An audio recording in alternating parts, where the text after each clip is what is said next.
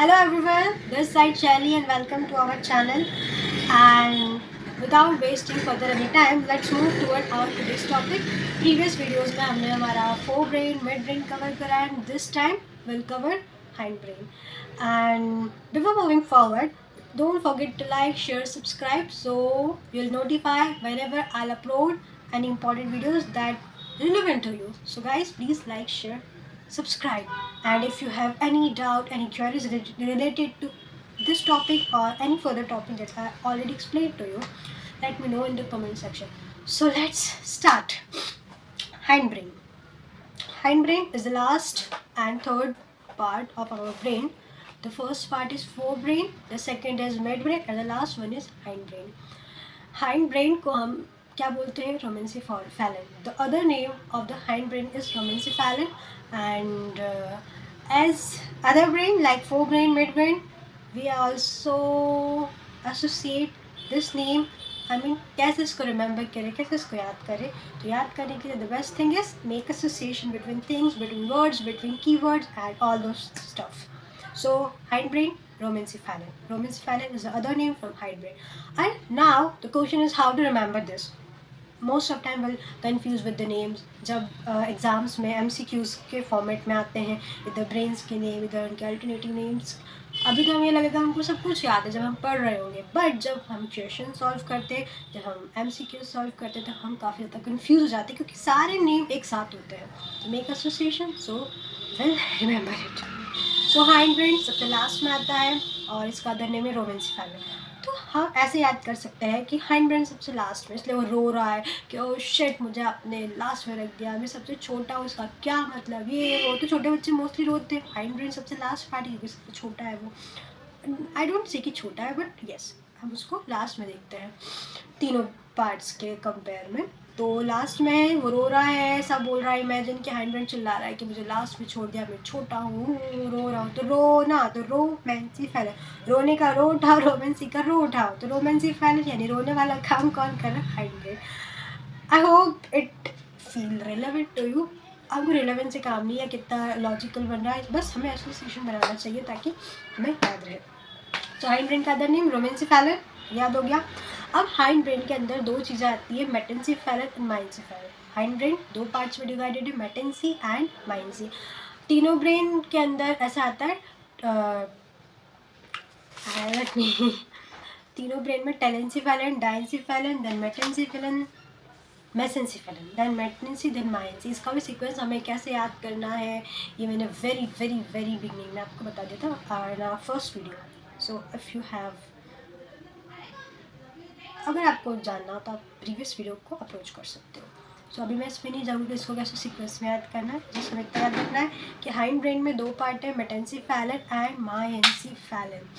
Now इसमें हमारा आता है reticular activating system, cerebellum, brain stem, spinal cord, medulla and pons. Total 6 चीज़ें आती है हमारे हाइंड ब्रेन के अंदर. अब सबके फंक्शंस क्या क्या है हमें ये देखना है. बेसिकली फंक्शंस ही पूछे जाते हैं या मोस्टली पूछ लिया कि हाइंड ब्रेन का अदर नाम क्या है, या हाइंड ब्रेन कितने पार्ट्स में डिवाइडेड है. तो पार्ट्स मेटेंसी, माइंसी. अब इसके अंदर जो चीज़ें हैं उनके फंक्शन पूछ लिए जाएंगे. जैसे कि फर्स्ट हाइंड ब्रेन में आता है हमारा activating reticular activating system, ARAS. इसका फंक्शन क्या है? तो ये रिस्पॉन्सिबल है अलर्टनेस के लिए, अराउजल के लिए एंड कॉन्शियसनेस के लिए. असेंडिंग रेटिकुलर एक्टिवेटिंग सिस्टम जो हमारे हाइंड ब्रेन में आता है वो रिस्पॉन्सिबल है अलर्टनेस, अराउजल एंड कॉन्शियसनेस के लिए. ओके. नाउ उसके बाद आता है सेरिबेलम. ये रिस्पॉन्सिबल है movement, body movement, balance, kinesthetic movement, procedural memory. Movement और balance, specially kinesthetic movement, body का बैलेंस बनाना, और procedural memory mostly classical conditioning के अंदर जो आती है चीज़ें.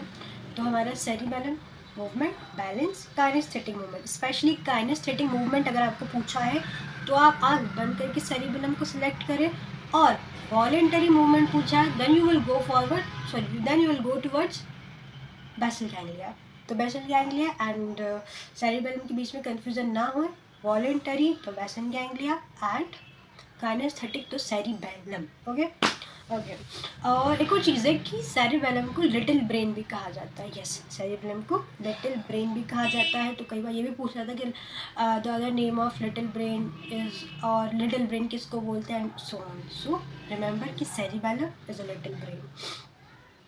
तो असेंडिंग रेटिकुलर सिस्टम हो गया, सेरिबेलम हो गया, पॉन्स। पॉन्स रिस्पॉन्सिबल है हमारे स्लीप वेक साइकिल के लिए। जो स्लीप वेक साइकिल के जो फंक्शन में जो मेजर रोल प्ले करता है वो पॉन्स उसको सपोर्ट करता है, उसको फंक्शनेट करने का काम करता है हमारा पॉन्स। और जो बिलो द नेक एरिया के बिलो द नेक पेन जो होता है उसमें भी हमारा पॉन्स रिस्पॉन्सिबल होता है। और ड्रीम वगैरह में भी इसका रोल देखने को मिलता है। तो pons basically sleep wake cycle, below the neck area pain, dream, इनके लिए। अब आता है मेडुला ऑब्लंगोटा। ये हमारी ब्रेन स्टेम को कनेक्ट करता है हमारे ब्रेन से। Sorry sorry sorry sorry for the mistake. Medulla oblongata spinal cord और ब्रेन को कनेक्ट करता है। Not a brain stem, spinal cord and brain को कनेक्ट करने का काम कौन करता है, हमारा मेडुला ऑब्लंगोटा। इसके ऑटोमेटिक फंक्शंस जैसे कि breathing, heart rate, blood pressure and so on. Medulla oblongata के फंक्शन है breathing, heart rate, blood pressure and so on. जितने भी ऑटोमेटिक फंक्शंस होते हैं ना हमारी ब्रीदिंग एंड सो ऑन, जितने भी, वो सारे हमारे मेडुला ऑब्लंगोटा के लिए रिस्पॉन्सिबल होता है।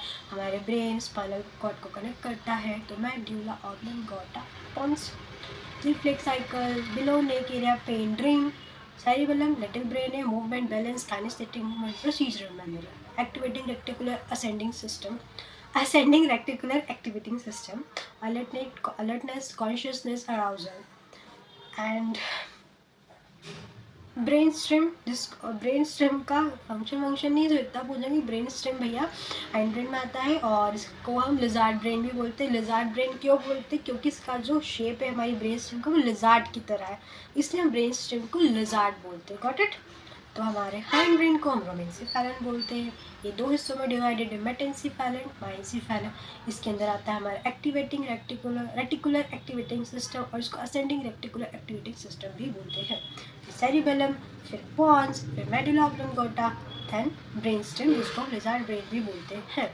और बस this is all done for hind brain. बस इसमें इतना ही, एज बहुत ज़्यादा कुछ difficult nahi hai as compared to other things.